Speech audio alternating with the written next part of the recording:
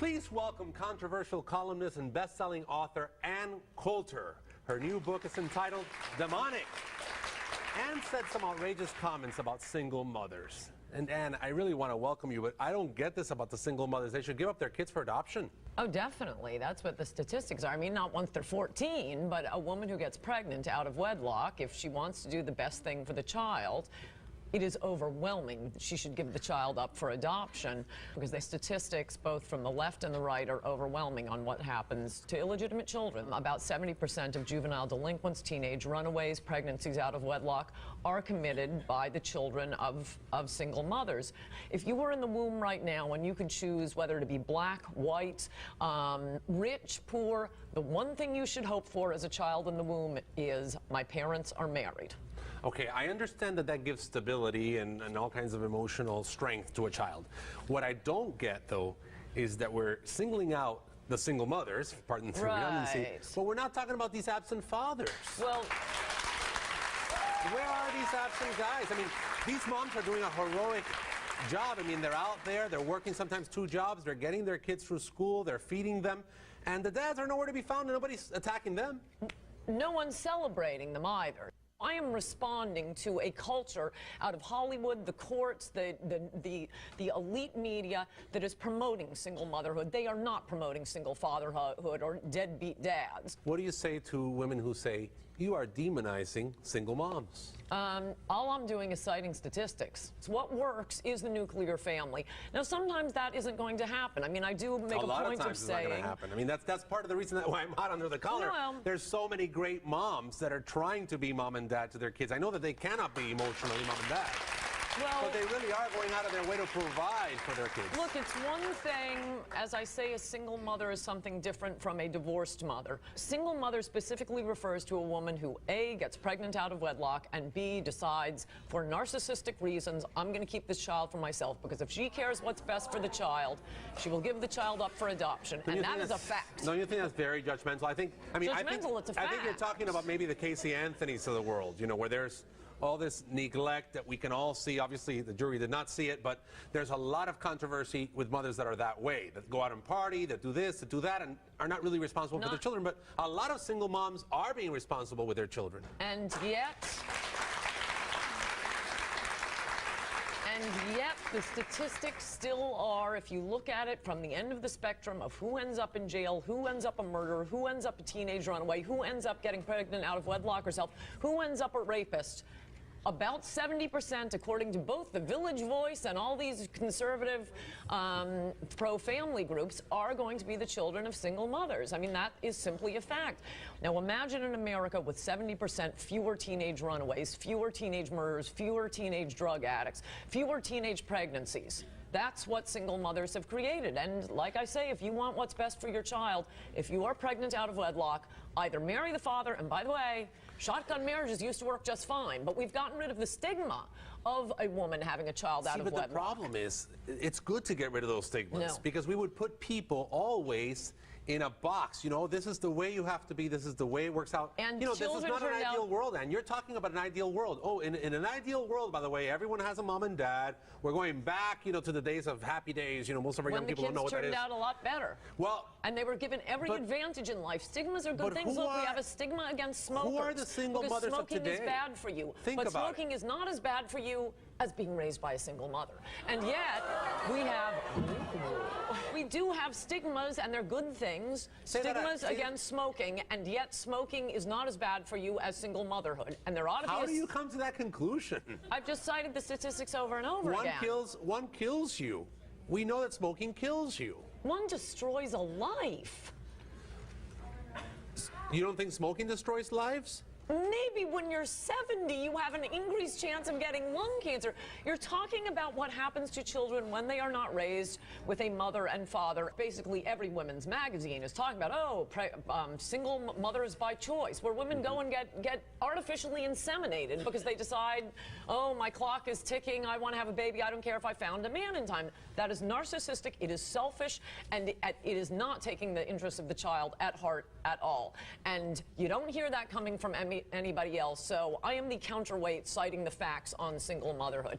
Sometimes it happens, I wish them the best, but... And I can't imagine how much hate mail you've gotten from single mothers. That's funny that you think I read my mail.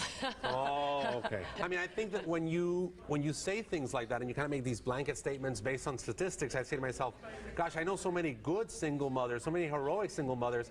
I just can't agree with you on that. I really can't. I wish them the best in their particular circumstance, but for everyone to keep their lips zipped, that's why you end up with an illegitimacy rate that has gone through the roof and is harming children and is creating two separate classes in America. She's certainly controversial, my friends. We're going to take a break. This is the new book, Demonic, by Coulter. And even though I'm more hot under the collar now, we'll be back with Ann.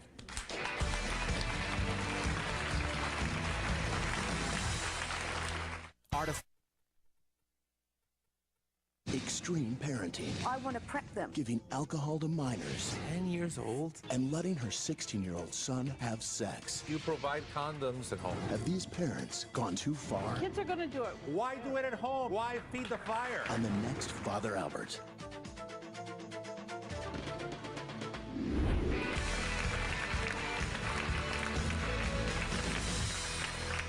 We're back with the always controversial Ann Coulter, and this audience wants to get in on this conversation. My first question is for you.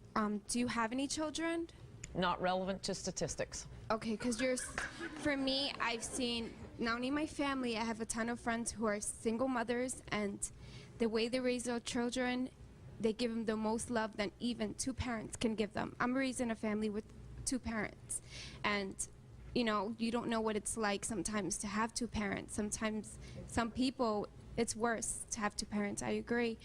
You'd rather have just one parent who gives you all that love than two parents who are constantly arguing, who they've been together for years and they're miserable. And you can't speak for everybody. You're speaking about statistics. Right. You have to live it in order to understand it, not just by statistics. And sometimes Derek Jeter strikes out. And yet, he's still a great baseball player because we look at overall how many times at bats, how many times a home run. When you have 70% of the children in juvenile delinquent institutions coming from single-parent homes, yes, I'm sure some single mothers do a terrific job, and I'm sure there are some two parents who do a terrible job. And yet, the statistics are the statistics. And we have more from the audience. You keep saying, you know, statistics, but anybody can make up a statistic.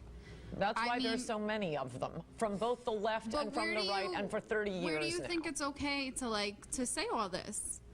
Okay, I mean, you know what, you may as well stand up. My mother was a single mom, and I'm getting, like, emotional. That's fine. You're saying what you feel.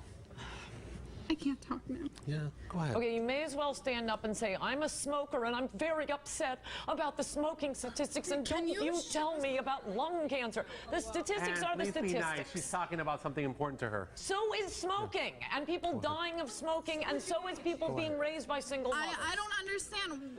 Standing up and saying, I'm a single mother and you can't say that is not an argument. Tell her about your mom. I didn't say that I was a single mother. I come from a single family. Okay, I'm not a rapist. I'm not a murderer.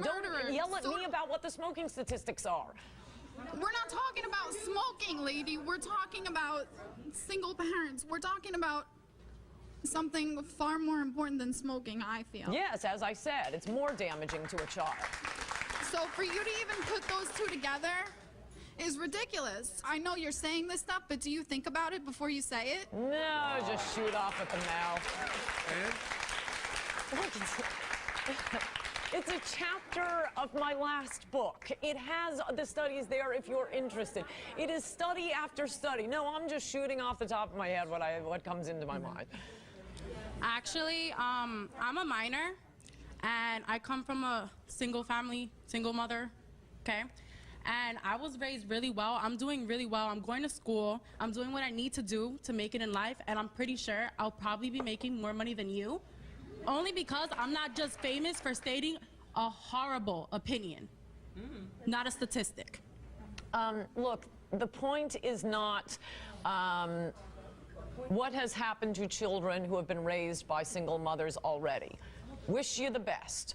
The point is to influence choices going forward. But now, Ann, are you serious about this? Because everyone here is outraged in this audience. I mean, You are citing statistics. I know that they're credible, but what we're hearing here is you've kind of focused this approach. You know, anti-single mothers. Do you really believe all of that stuff? Who's the Christian here, Father? I care about the children.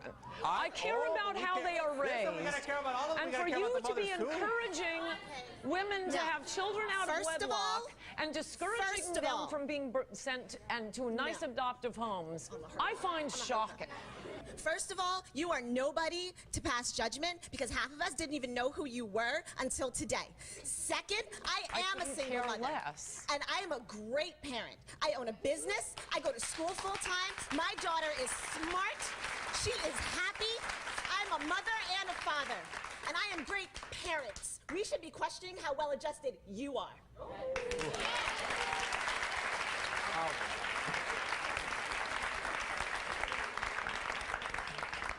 First of all, I agree with what the girl just said, and I'm a single mother as well. I have a 15-year-old daughter. We can talk to Ann without the personal attacks, right? I think we need to be balanced here and not take it from one extreme to the other, because then, you know, we're blaming her for doing something that now we're doing ourselves, and we're going back and forth. And perhaps part of the problem we have in our society today is we can't debate and talk to people who think differently than we do. And that's part of the issue here. Yes. Okay, with that said, I am a single-year-old daughter, private school, ever since she was in the kindergarten. I hold it down, no welfare, no nothing. I work full-time. She goes to school full-time. She wants to go to Harvard, distinguished honor roll. I mean, so is that directed towards me being a single mother as well? I come from a two-parent family myself, but I do very well with my child, no help, just me, and I do own a business as well. And the father was totally absent. What father? See, Ann, this is my issue, and I think that we've talked about this during the break. I was asking you, what about all these absent dads? Do you ever say anything about them?